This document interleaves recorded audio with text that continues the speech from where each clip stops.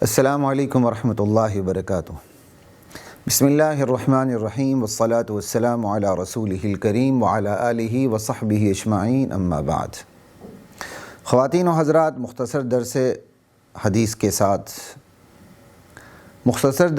کے سلسلے کے ساتھ خلیق الرحمن آپ سے مخاطب ہے۔ آج کی نشست میں جو حدیث ہے اس کا تعلق غیر شادی شدہ نوجوانوں سے ہے کہ نبی کریم صلی اللہ علیہ وسلم نے ان لوگوں کو کیا ہدایات جاری فرمائی ہیں جنہوں نے ابھی تک نکاح نہیں کیا لیکن نکاح کے تقاضے ان کے اندر بھرپور ہیں۔ متفق علیہ حدیث ہے، صحیح مسلم کی حدیث ہے، صحیح بخاری کی حدیث ہے، اور اس کے راوی حضرت عبداللہ بن مسعود رضی اللہ تعالی عنہ ہے۔ عن عبداللہ بن مسعود رضی اللہ تعالی عنہ قال، حضرت عبداللہ بن مسعود رضی اللہ تعالی عنہ سے روایت ہے، فرماتے ہیں کہ قال لنا رسول اللہ صلی اللہ علیہ وسلم، کہ اللہ کے رسول صلی اللہ علیہ وسلم نے ہم سے مخاطب ہو کے ارشاد فرمایا۔ کیا ارشاد فرمایا؟ یا معشر الشباب، اے نوجوانوں، اے جوانوں کی جماعت، من استطاع منکم الباءۃ فلیتزوج، اے نوجوانوں کی جماعت، تم میں سے جو نکاح پہ قدرت رکھتا ہے،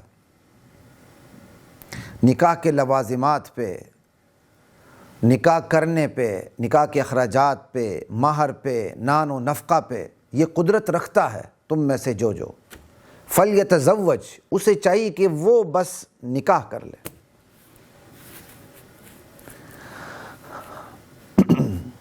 فَإِنَّهُ أَغَضُّ لِلْبَصَرِ، کیونکہ یہ جو نکاح ہے نا، یہ آنکھوں کی انتہائی زیادہ حفاظت کرنے والا ہے۔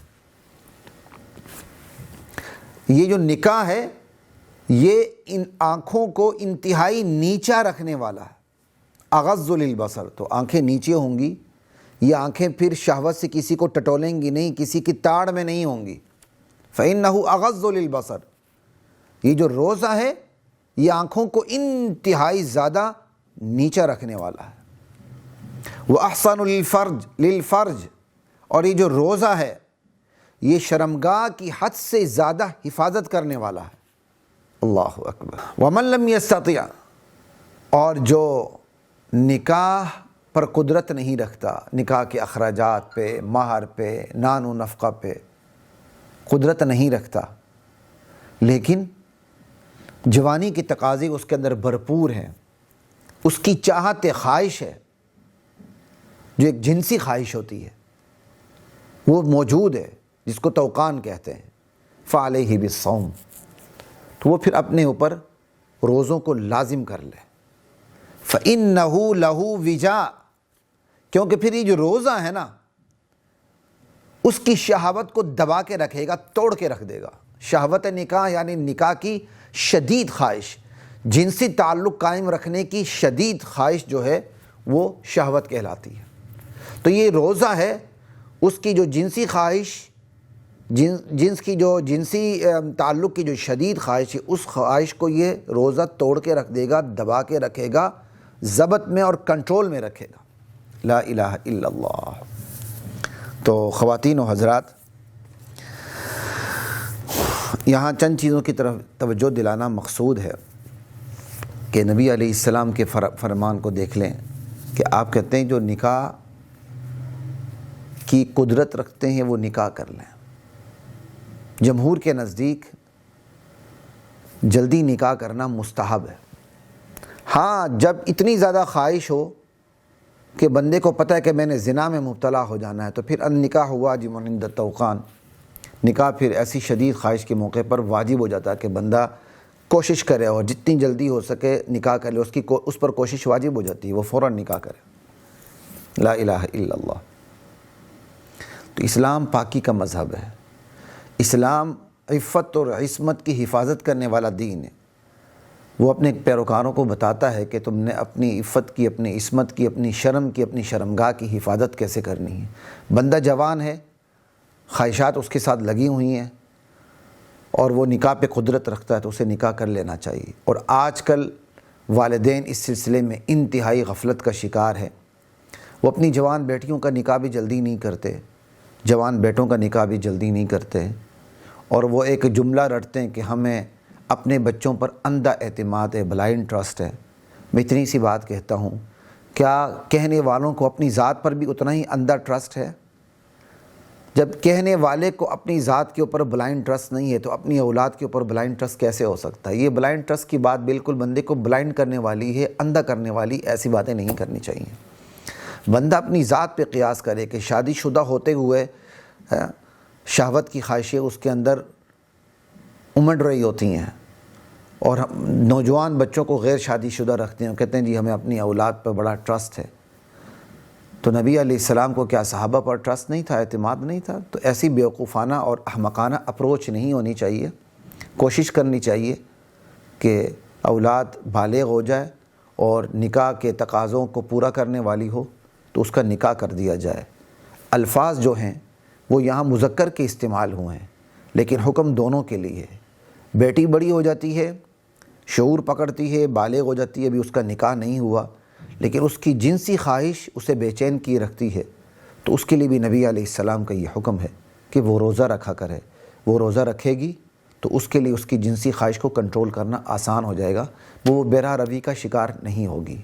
اسی طرح لڑکا ہے، وہ جوان ہے اور اس کے اندر جنسی خواہشیں امڑ رہی ہیں، اس سے کنٹرول نہیں ہوتا، اور خصوصاً پھر آج کل کے ماحول میں جو میڈیا کی دنیا ہے، جو انٹرنیٹ کی دنیا ہے، جو ایک بے لگام سوشل میڈیا اور بے لگام مین سٹریم میڈیا ہے، تو اس کے اندر والدین جلدی شادی نہیں کرتے، نکاح نہیں کرتے۔ شادی کا لفظ ہی مناسب نہیں، نکاح کا لفظ استعمال ہونا چاہیے، نکاح نہیں کرتے۔ تو پھر بہترین طریقہ یہ ہے کہ بندہ روزہ رکھے، جو نبی علیہ السلام کا ارشاد ہے۔ اور اب نبی علیہ السلام نے باقاعدہ روزے کے متعلق یہ فرمایا، یہ نگاہ کو کنٹرول میں رکھتا ہے اور شرمگاہ کی حفاظت کرتا ہے۔ کتنی بڑی بات ہے۔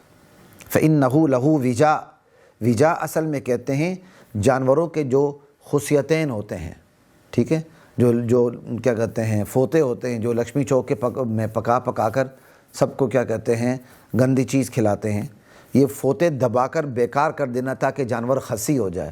روزے کو وجا کہا گیا، یعنی وجا اصل میں جانور کے ان مخصوص حصوں کو جس میں اس کی جنسی خواہش ہوتی ہے، جس کو فوتے کہتے ہیں، عربی میں خصیتین کہتے ہیں، اس کو دبایا جاتا ہے کہ تاکہ وہ جب کچل جائیں اور رگیں کیا کہتے ہیں اس کی کچلی جائیں تو اس کے اندر سے کیا کہتے ہیں وہ خسی ہو جائے اور وہ جنسی تعلق کے لیے بیکار ہو جائے۔ تو بیکار کر دینا، دبا کر فوتوں کو، خصیتین کو دبا کر جنسی تعلق کے حوالے سے بیکار کر دینے کو عربی میں وجا کہتے ہیں۔ تو روزے کو بھی وجا کہا گیا ہے۔ کیوں؟ یہ جو روزے کو وجا اس لیے کہا گیا کہ یہ بندے کی جنسی خواہش کو دبا کر گویا بیکار کر دیتا ہے، گویا بیکار کر دیتا ہے، یعنی دبا دیتا ہے اور اس کی جنسی خواہش کو کنٹرول میں رکھتا ہے۔ کتنا بلیغ لفظ اللہ کے نبی صلی اللہ علیہ وسلم نے استعمال فرمایا کہ جو روزہ ہے وہ روزہ دار کے لیے وجا کا کام کرتا ہے۔ لا الہ الا اللہ۔ تو یہ تو ایک ہدایت نبی علیہ السلام نے دی۔ اسی حدیث کو آپ فرمان نبوت کو سامنے رکھیں اور آج کل کے ماحول کو دیکھیں۔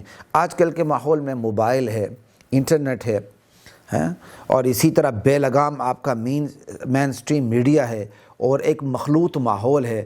لڑکا لڑکی ہاتھ میں ہاتھ دے کے باہوں میں باہیں ڈال کے پھرے میں تو آج انہیں کوئی روکنے والا نہیں ہے۔ تو اس ماحول میں اسی حدیث کو دیکھتے ہوئے بہت سی چیزیں بندہ استنباط کر سکتا ہے، بہت سی چیزیں سامنے آ جاتی ہیں۔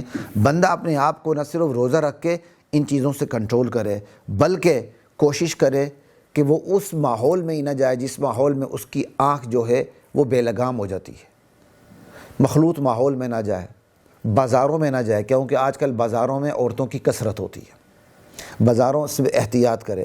اور اس کی جنسی خواہش اس کو زیادہ تنگ کرتی ہے اور اس کے ہاتھ میں موبائل ہے تو کم سے کم انٹرنیٹ کے پیکج نہ کروائے، اور بہتر یہ ہے کہ وہ اپنے پاس سادہ موبائل رکھے اور ساتھ ہی ساتھ خوراک پہ توجہ دے۔ ملاوٹ والا دودھ نہ پیے، ملاوٹ والا دودھ بندے کے ہارمونز کو ڈیولپ کر دیتے ہیں اور بندے کے اندر حد سے زیادہ جنسی خواہش کو بیدار کرتے ہیں۔ آج کل کا جو چکن ہے، ان کو وہ غذائیں دی جاتی ہیں جس سے ہمارے ہارمونز ڈیولپ ہوتے ہیں۔ تو آج کل کے چکن سے بندہ احتیاط کرے، خوراک پہ توجہ دے اور ان دوستوں سے دور رہے جن دوستوں کی وجہ سے بندہ جنسی طور پر بے لگام ہو جاتا ہے اور بے لگام ہو سکتا ہے۔ اپنے دوستوں میں پر توجہ دیں، ٹھیک رکھیں، لڑکیاں اپنی سہیلیوں پر توجہ دیں، وہ ٹھیک رکھیں، لڑکے اپنی خوراکوں پر توجہ دیں، ٹھیک رکھیں، اور اگر ہاتھ کنٹرول میں نہیں آتا فوراً خلوت میں بیٹھتے ہیں تو موبائل پر کہاں سے کہاں پہنچ جاتے ہیں، تو موبائل رکھنا چھوڑ دیں، یا سادہ موبائل رکھیں جس کے اندر انٹرنیٹ نہ آ سکے، یا آپ کو اپنے اوپر تھوڑا بہت کنٹرول ہے تو رکھیں لیکن انٹرنیٹ کا پیکج نہ کروائیں۔ ایسی بہت سی چیزیں ہیں جو ہم نبی علیہ السلام کی اس حدیث کو سامنے رکھ کر خود معاشرے کو دیکھ کر اس سلسلے میں فیصلہ کر سکتے ہیں۔ اللہ کی ذات میری آپ کی حفاظت فرمائے، میرے اور آپ کے بچوں کی حفاظت فرمائے، ہم سب کی حفاظت فرمائے، پاک دامنی کے ساتھ، عفت کے ساتھ، عصمت کے ساتھ اپنی زندگیاں گزارنے کی توفیق عطا فرمائے۔ السلام علیکم ورحمۃ اللہ وبرکاتہ۔ وَلَقَدْ أَنزَلْنَا